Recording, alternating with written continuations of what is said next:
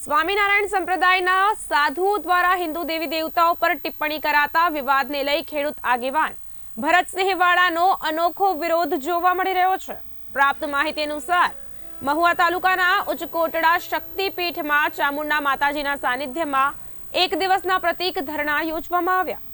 સ્વામિનારાયણ સંપ્રદાય વાળા વર્ષોથી દેવી દેવતાઓની અને વિવિધ જ્ઞાતિની નિંદા કરે છે, ત્યારે કચ્છમાં માં મોગલધામના મહંત કબરાઉ બાપુને સમર્થન આપ્યા બાદ ખેડૂત અગ્રણી વાળા ભરતસિંહ પોપટભા તરેડી વાળાનું પણ સમર્થન કરાયું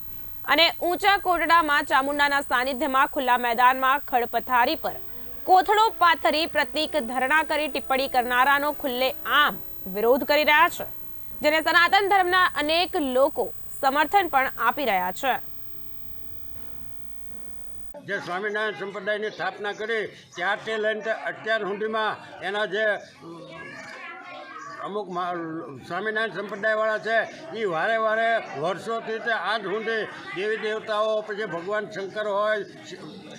રામ હોય, હનુમાનજી હોય, બ્રહ્મા વિષ્ણુ હોય, એને મન ફાવે એવા નિવેદનો આપે। અને હમણાં ટૂંક સમય પહેલાં આપણા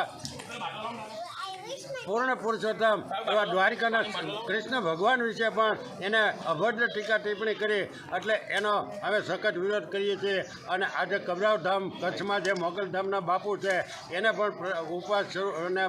અનુષ્ઠાન શરૂ કર્યા છે, એટલે એના સમર્થનમાં અને અમે પણ અહીંયા મા ચામુંડાના કોટડાના સાનિધ્યમાં મંદિરે આજે આખો દિવસ અમે તડકામાં બેસી અને ગુણ પાઠે પ્રત્યેક ઉપવાસ કરવાના છીએ। અને આવનારા દિવસોમાં આપણા સનાતન ધર્મના શંકરાચાર્યો કે સાધુ સંતો કે મોટા જે મઠાધિપતિઓ છે અને અખાડાવાળા છે એને આની ઉપર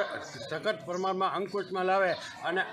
ક્યારેય ફરી વખત આવા નિર્ણયો ન થાય અને એના પુસ્તકોનો નાશ થાય। જ્યાં સુધી આ નિવાડો નહીં આવે અને સાધુ સંતો અને શંકરાચાર્યનો આજે જ છૂટશે, એટલે પછી આ ઘનશ્યામ પાંડેવાળી કંપની છે એને ઉખાડીને ફેંકી દેતા પણ અમે અચકાશું નહીં।